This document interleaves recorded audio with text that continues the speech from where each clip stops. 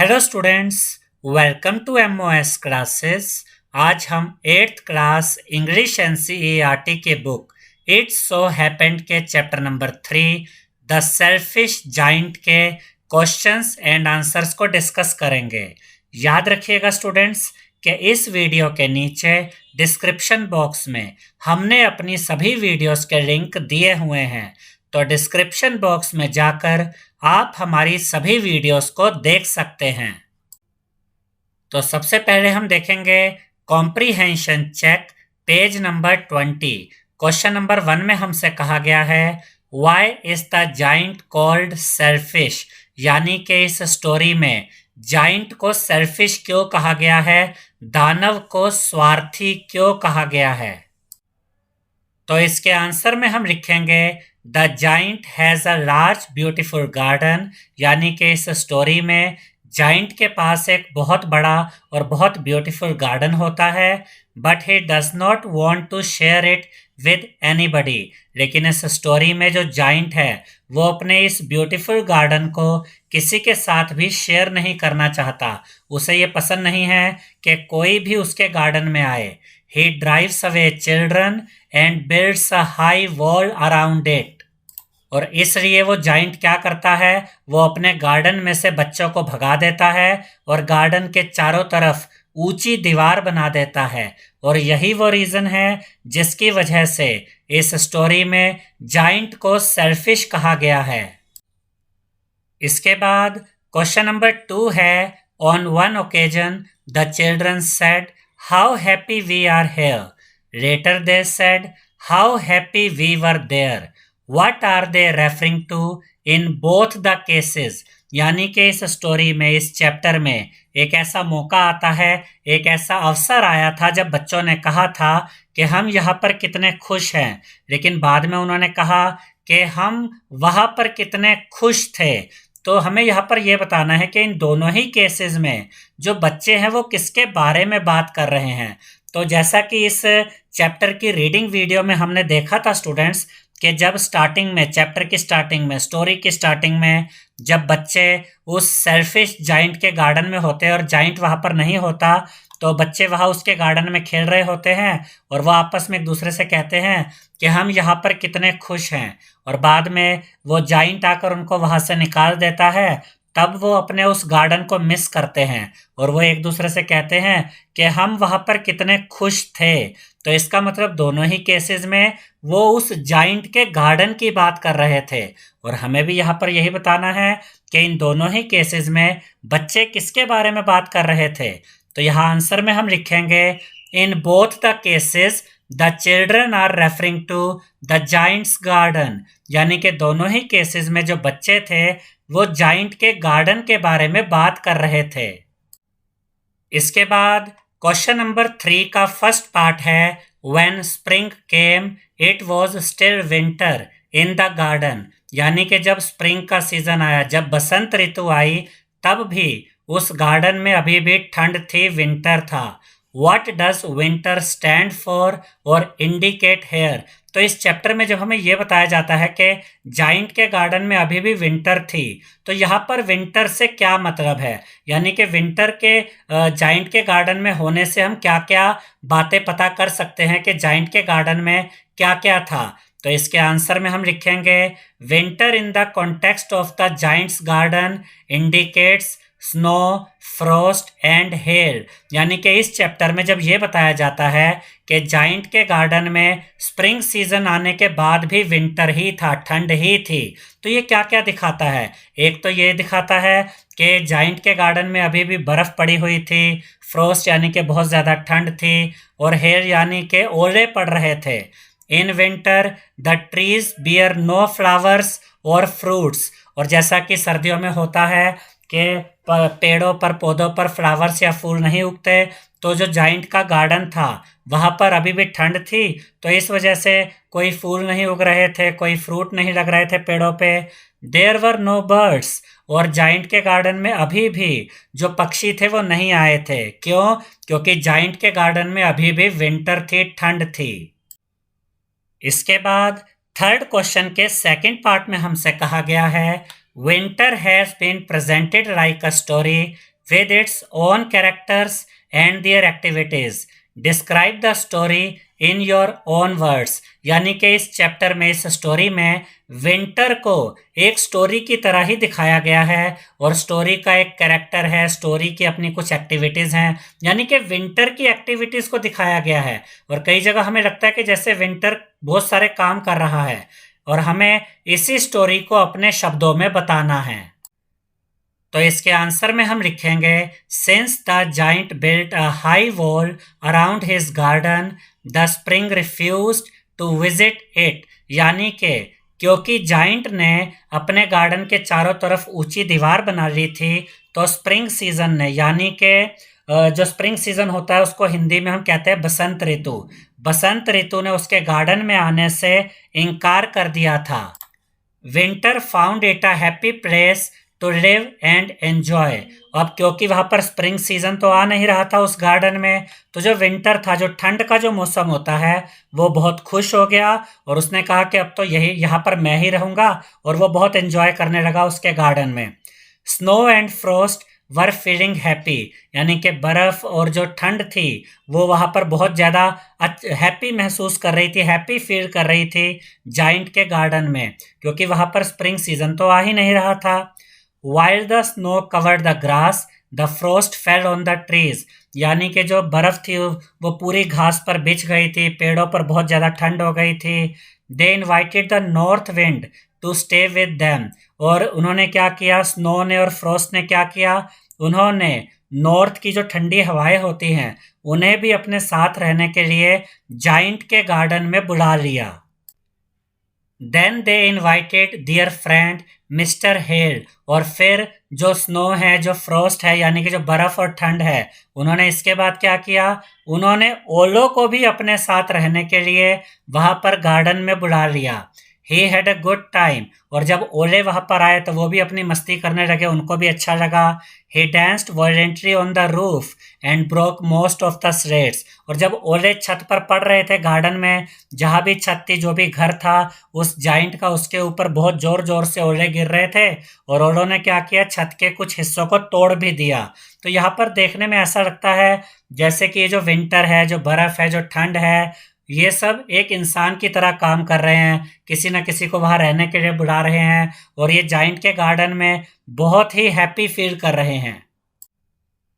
इसके बाद question number 4 है, वॉज द जाइंट हैप्पी और sad after the state of garden. यानी जब जाइंट ने देखा कि उसके गार्डन में स्प्रिंग सीजन आया ही नहीं, पेड़ों पर फूल नहीं खिले, फल नहीं लगे, पक्षी भी नहीं आए और अभी भी गार्डन में बहुत ज़्यादा ठंड थी, ओले पड़ रहे थे, ठंडी हवाएं चल रही थी, पेड़ों पर फूल नहीं लग रहे थे, तो ये सब देखकर जाइंट खुश हुआ या दुखी हो गया। तो इसके आंसर में हम लिखेंगे द जाइंट वॉज सैड। यानी कि जो जाइंट था वो ये सब देखकर दुखी हो गया। He wondered why the spring had forgotten to visit his garden. और उसे ये देखकर हैरानी हुई कि जो स्प्रिंग सीजन था, जो बसंत ऋतु थी, वो उसके गार्डन में आना कैसे भूल गई। इसके बाद क्वेश्चन नंबर 5 है, what effect did the linnet's song have over hail and the north wind. यानी कि जब लिनेट पक्षी ने गाना गाना शुरू किया तो इसका क्या प्रभाव पड़ा ओलों पर और जो नॉर्थ की जो ठंडी हवाएं थी उन पर। तो इसके आंसर में हम लिखेंगे, when the linnet sang the hare stopped dancing and the north wind stopped roaring. यानी कि जब लिनेट पक्षी ने गाना गाया तो इसका ये प्रभाव पड़ा कि जो जाइंट के गार्डन में ओले बरस रहे थे, ओले पड़ रहे थे, वो ओले पड़ने अब बंद हो गए और जो ठंडी नॉर्थ विंड, यानी नॉर्थ की जो ठंडी हवाएं चल रही थी जाइंट के गार्डन में और उनका बहुत शोर हो रहा था, वो शोर रुक गया और नॉर्थ की जो ठंडी हवाएं जाइंट के गार्डन में चल रही थी, वो ठंडी हवाएं चलना भी अब बंद हो गई। और ये दोनों काम कब हुए, ओले पड़ना कब बंद हुआ, नॉर्थ विंड जो ठंडी ठंडी हवाएं थी वो कब चलनी बंद हुई, जब लिनेट पक्षी ने गाना गाया। अब हम देखेंगे comprehension check page number 24। Question number 1 के फर्स्ट पार्ट में हमसे कहा गया है, the giant saw a most wonderful sight, what did he see. यानी कि जाइंट ने, दानव ने एक अद्भुत दृश्य देखा। और उसने क्या देखा ये हमें बताना है, यानी कि जाइंट ने कौन सा अद्भुत दृश्य देखा ये हमें बताना है। तो इसके आंसर में हम लिखेंगे the giant saw that through a little hole in the boundary wall the children had come in. यानी कि जाइंट ने ये देखा कि उसने गार्डन के चारों तरफ जो ऊंची वॉल बना दी थी, ऊंची ऊंची दीवार बना दी थी, उस दीवार में एक छेद हो गया था और वहां से जो बच्चे थे उस छेद में से होकर गार्डन के अंदर आ गए थे। They were sitting in the branches of the trees. और जो बच्चे थे वो पेड़ों की जो शाखाएं होती है उस पर बैठ गए थे। The trees were happy to have their friends back. और जब बच्चे वापस आ गए तो जो पेड़ थे वो भी बहुत खुश थे, क्योंकि जो पेड़ थे उन्हें बहुत अच्छा लग रहा था कि उनके दोस्त वापस आ गए थे। The flowers laughed and the birds began to sing. और जो फूल थे गार्डन में उन्होंने भी हंसना शुरू कर दिया था, वो भी हंस रहे थे। और जो पक्षी थे उन्होंने गाना शुरू कर दिया था। इसके बाद क्वेश्चन नंबर 1 के सेकंड पार्ट में हमसे कहा गया है What did he realize on seeing it? और जब दानव ने, जाइंट ने ये सब देखा कि बच्चे गार्डन में वापस आ गए हैं, पेड़ बहुत खुश हैं, फ्लावर्स हंस रहे हैं, पक्षियों ने गाना शुरू कर दिया है, तो यह सब देखकर जो जाइंट था उसे किस बात का एहसास हुआ? तो इसके आंसर में हम लिखेंगे he realized that he had been very selfish। यानी ये सब देखकर दानव को, जाइंट को इस बात का एहसास हुआ कि वह कितना सेल्फिश था, वह कितना स्वार्थी था। इसके बाद क्वेश्चन नंबर 2 है Why was it still winter in one corner of the garden? यानी कि उस गार्डन के एक कोने में अभी भी ठंड थी और हमें यह बताना था कि उस गार्डन के एक कोने में अभी भी ठंड क्यों थी। तो इसके आंसर में हम लिखेंगे इन one corner of the garden a little boy stood under a tree. यानी कि उस गार्डन के एक कोने में एक छोटा सा बच्चा था, एक छोटा सा लड़का था जो कि एक पेड़ के नीचे खड़ा हुआ था। ही वॉज वीपिंग, वो रो रहा था। It was winter there because the boy was too small to reach the branches of the tree. और गार्डन के उस कोने में ठंड अभी भी थी और वो इसलिए थी कि वो जो बच्चा था, वो जो छोटा सा लड़का था, वो उस पेड़ की टहनियों पर चढ़ना चाहता था, लेकिन क्योंकि वो बहुत छोटा था तो वो उस पेड़ की टहनियों पर चढ़ नहीं पा रहा था। इस वजह से उस गार्डन के उस कोने में अभी भी ठंड थी।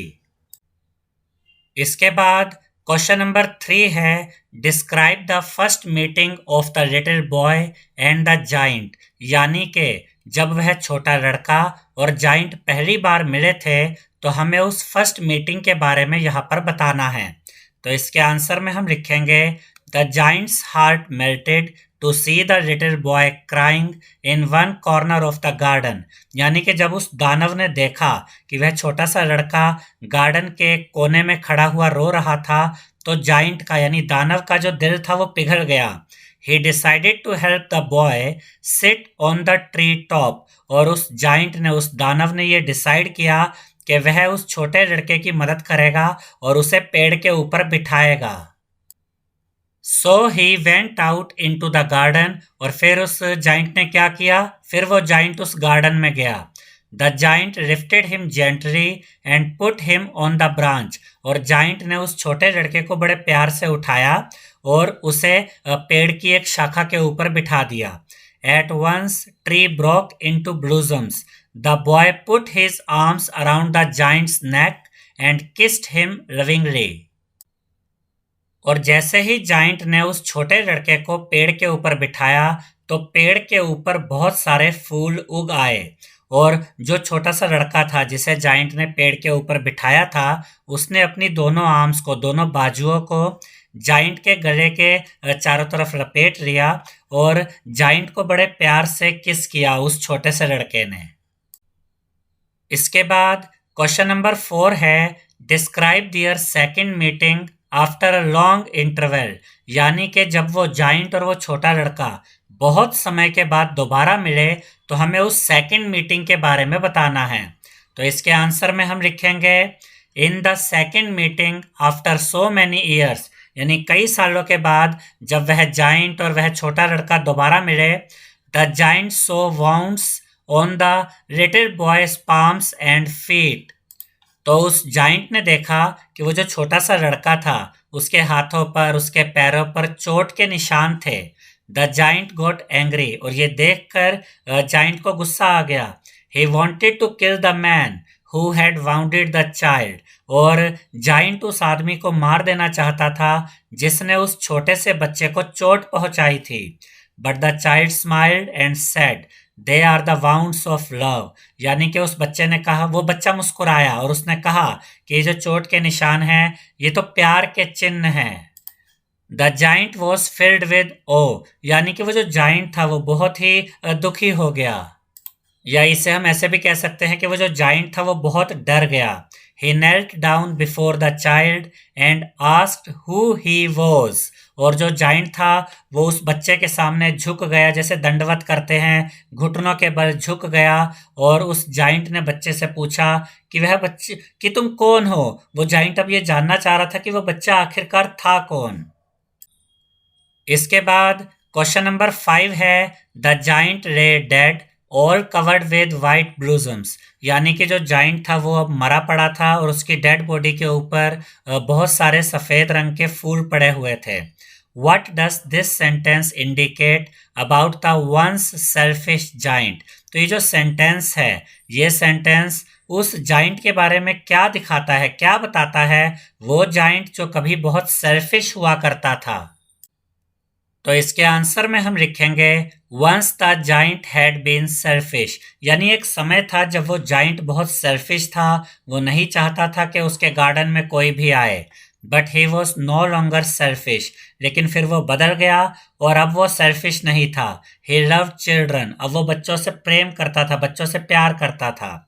This sentence indicates that Lord Christ forgave him and took him to heaven, यानी कि ये जो सेंटेंस है ये दिखाता है, ये जो सेंटेंस हमने पढ़ा था कि जाइंट मर गया था और उसकी डेड बॉडी के ऊपर बहुत सारे सफ़ेद रंग के फूल पड़े हुए थे, ये सेंटेंस इस बात को दिखाता है कि लॉर्ड क्राइस्ट ने, यानी कि जीसस क्राइस्ट ने उसे माफ़ कर दिया था और जीसस क्राइस्ट उस जाइंट को अपने साथ हेवन में, स्वर्ग में ले गए थे।